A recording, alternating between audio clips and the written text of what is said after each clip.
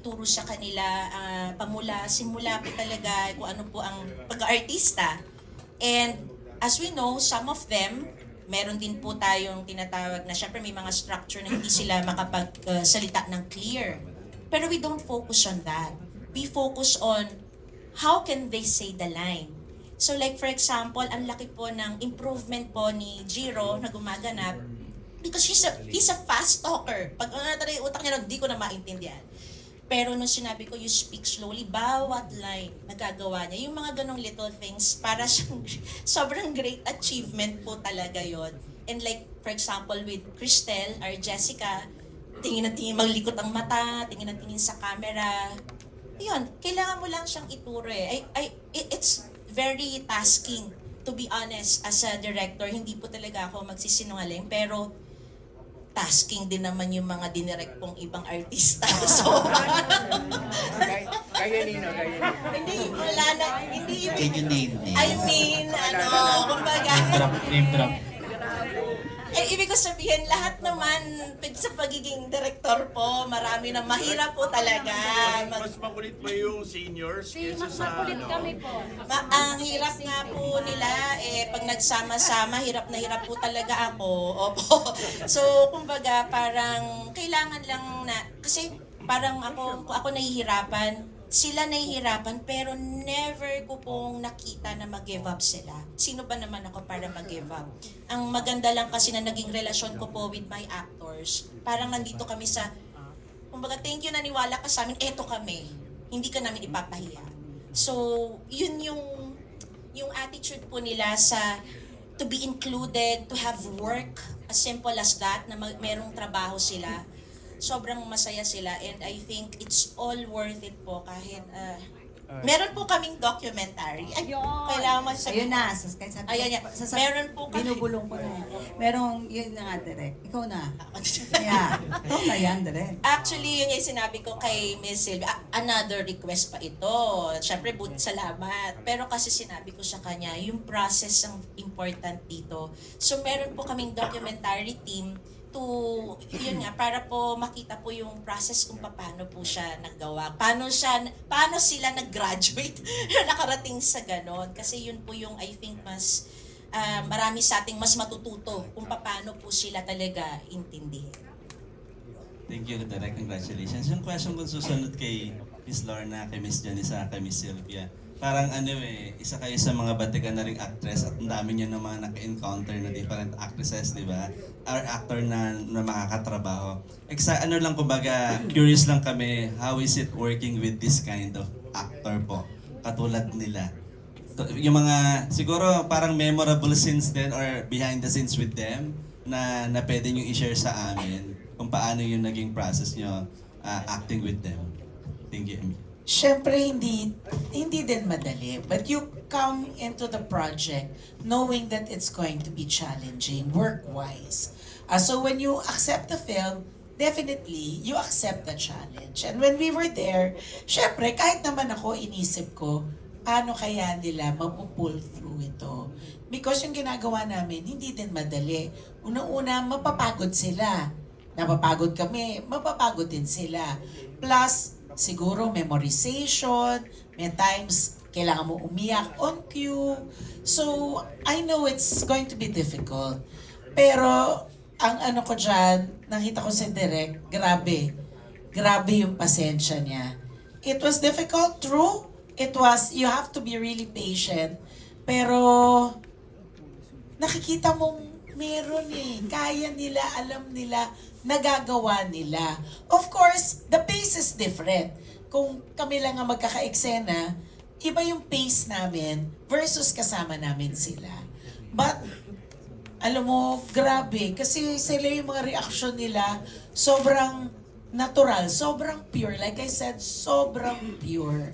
So, more than anything, yun ang pinaka-importante. Tsaka kung si Direk, tsaka si Sylvia, we're very patient. Pinilit ko na lang yung sarili ko, di pa ako magiging mapasensya. LD. Hindi, meron talaga sa kanila, meron kang mararamdaman sa eksena na magic. Yung bigla kang mararamdaman mo talaga yung emosyon nila tumatama sa'yo. Kasi yung sigurong rawness, tapos wala yung mga technique, method na mga ganyan na natututunan sa mga workshops. Ito talaga yung totoo. Kaya nga sabi ko, very being.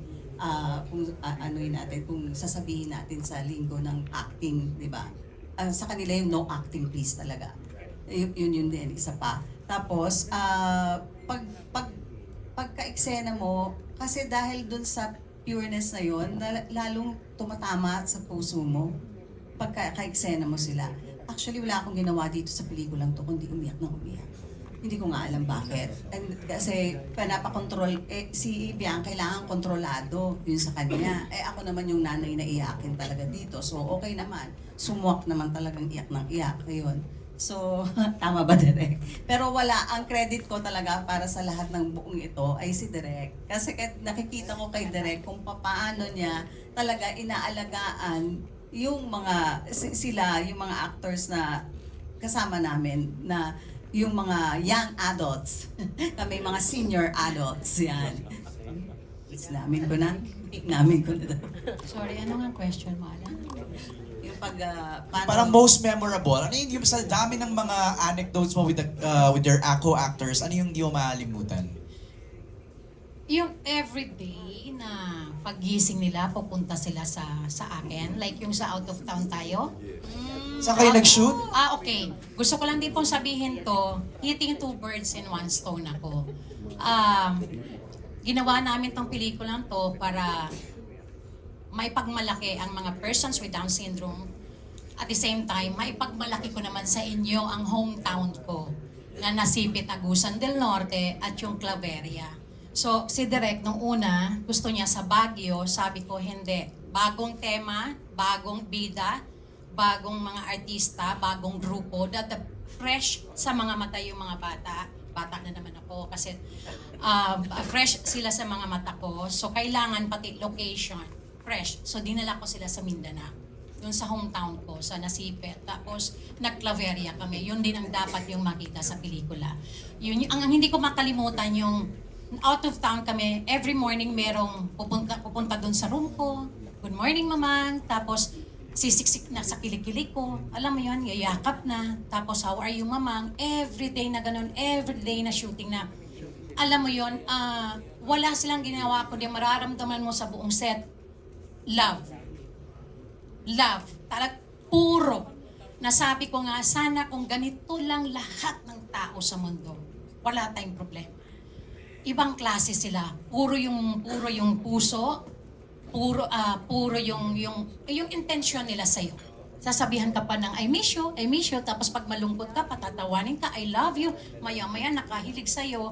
Tapos ang hindi ko makakalimutan yung, pag napagod po sila, sumasayaw sila, 4 na kanta, sunod-sunod.